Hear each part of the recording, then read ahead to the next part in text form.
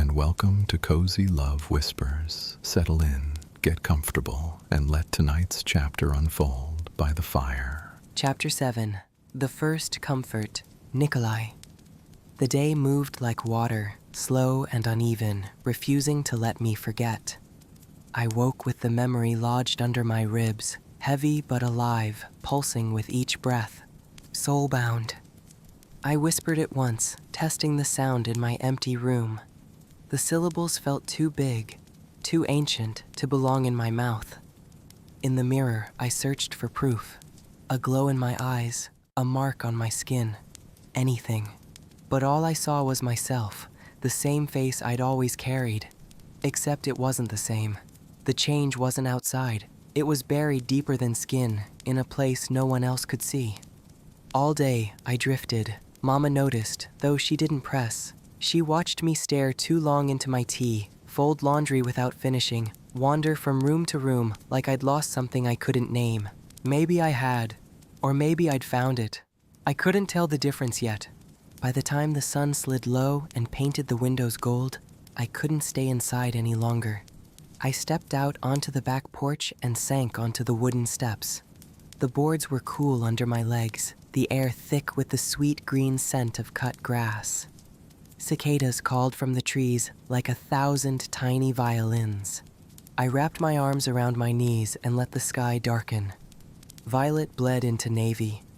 I tried to breathe myself into stillness. Instead, the doorbell rang. I listened as Mama's footsteps carried through the hall, her voice warm with surprise. Then the creak of hinges. A low rumble of a voice I recognized before it finished speaking. "Nick, you have a visitor." I didn't need to answer. A moment later, the porch boards creaked. Hia stopped at the edge of the steps.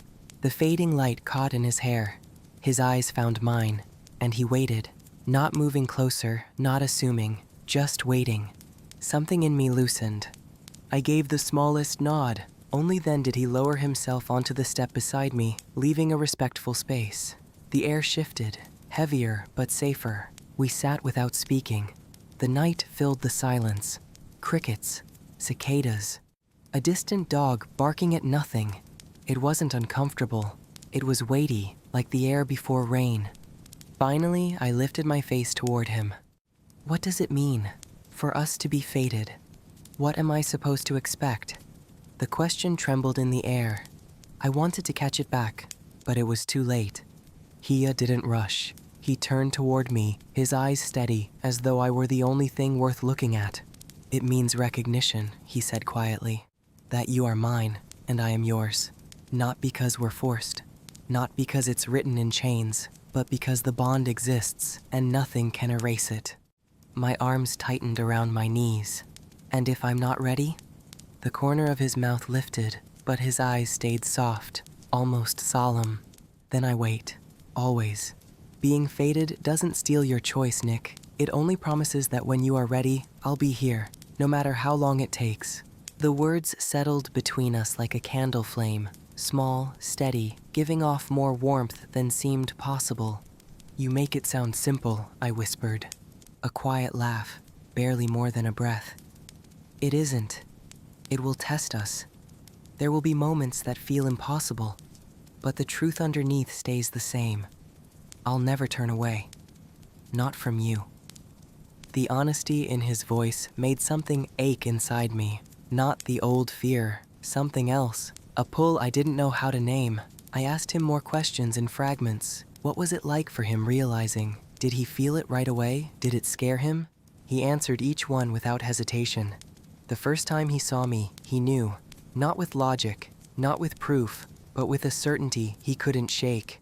He admitted it terrified him. He'd built his life on control, and fate didn't care about that. But then, when I looked at him the way I did that day, it stopped being fear. It became hope. His voice softened. "You don't have to carry all of this at once. If you want friendship first, that's what will be. If you want space, I'll give it. If you want me near, I'll be there." I didn't have the words. Instead, I let the sound of his voice wash through me. His warm, rich cinnamon scent filled the air around us. The porch light flickered on. Mama must have switched it from inside, but she didn't come out. She was giving us the night. I turned just enough to see him in profile. His eyes were on the dark yard, but his attention was still tethered to me. Maybe this was what comfort felt like, not the absence of fear, but the presence of someone who didn't require you to hide it.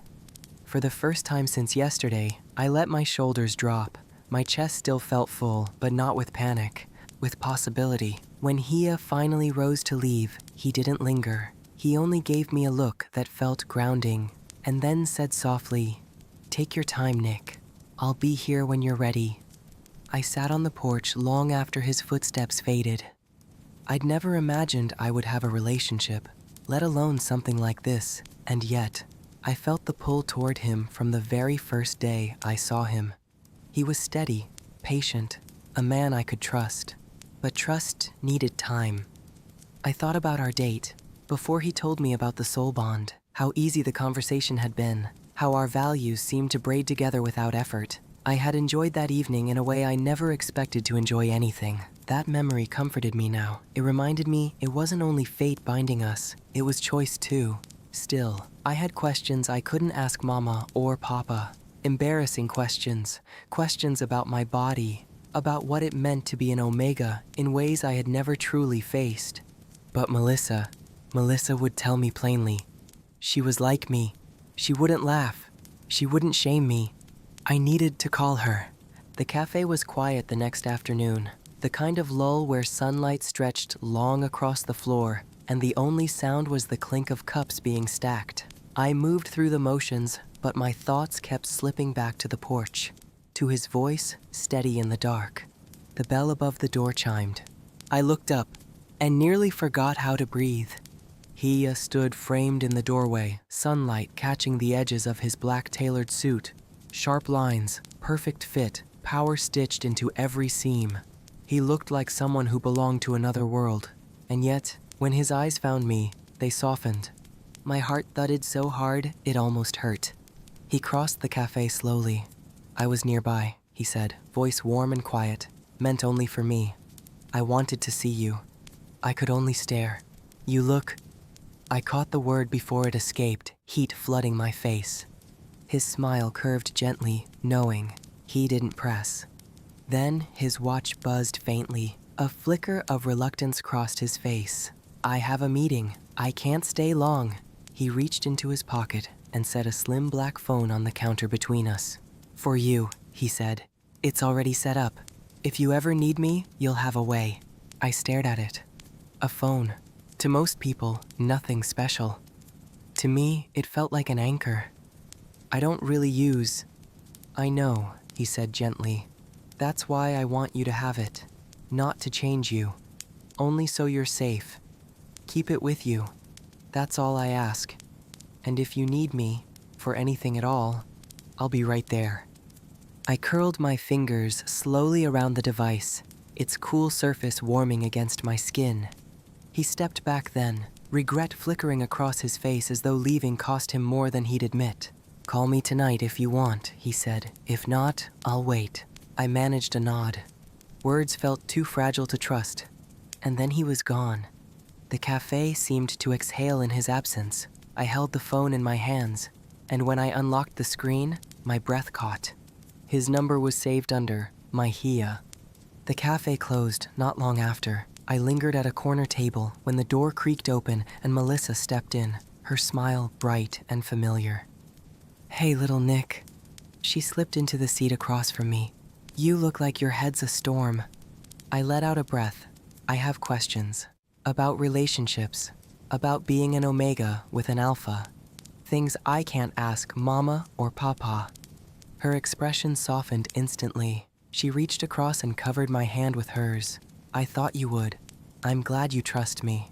Start at the beginning. The words spilled out. For so long, I'd believed I would be alone. That being an Omega meant family wasn't possible for me. But now, everything felt possible. And that terrified me. He was kind, gentle. I felt safe with him. But this was my first real relationship. And it wasn't just a relationship. He would be the father of my child one day. I need to know he's the right match, not just because of the bond. Melissa's fingers tightened around mine. That's wise. Fate may bind, but it doesn't do the living for you. The calm you feel with him, that's not just instinct, that's you. I dropped my voice. There are things I don't know about myself, about what it means physically to be with someone. My body already responds to him, and it scares me because I don't know how much is me and how much is just instinct. She nodded slowly, no judgment in her eyes. It's both. The bond awakens the connection, but your heart chooses whether to lean into it. You're not being controlled by biology, Nick. You want him, and that's natural. She went on, her voice even. The first time can feel overwhelming, but if your alpha is gentle, and it sounds like he is, he'll guide you and he'll listen. That's what matters most. I don't want to disappoint him, I whispered. You won't. Your body will know what to do, and his will too. It's not about performance. It's about trust, letting yourself be safe with him. Tears pricked my eyes. So it won't hurt? With a caring alpha? No. The first time might feel strange, a little overwhelming. Your body is adjusting. But if he loves you, if he listens, it won't be pain.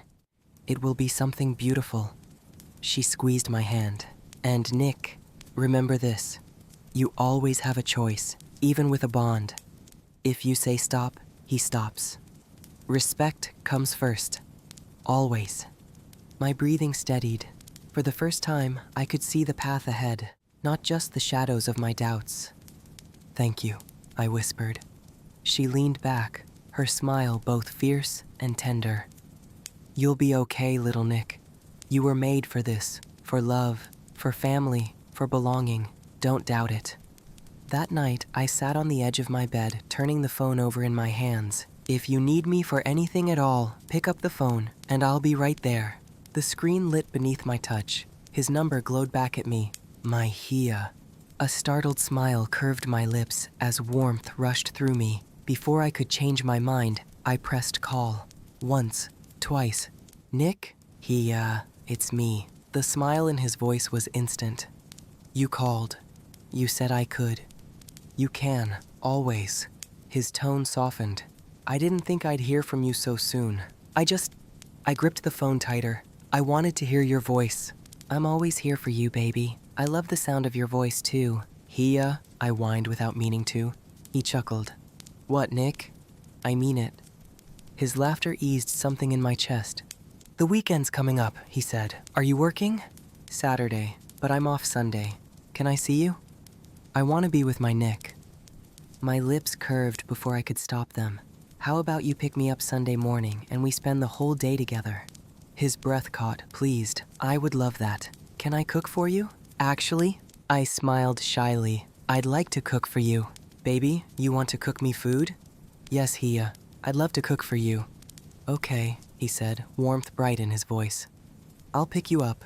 We get breakfast, then back to my house. We relax all evening, and then I get to eat your amazing cooking for dinner. That sounds perfect. Silence stretched between us, gentle and full. I'm glad you called, he said at last, voice low. More than you know. I'm happy I called too, I whispered. Good night, Hia. Good night, my Nick. When I hung up, the world didn't feel so big anymore. I set the phone on my nightstand, within reach. And for the first time in my life, I didn't feel alone. Thank you for listening to Cozy Fireplace Stories. If you enjoyed this chapter, please like and subscribe so you won't miss what comes next. Let your body relax and let sleep find you gently, without effort, without worry. I'll be right here. I'll meet you by the fire in the next chapter.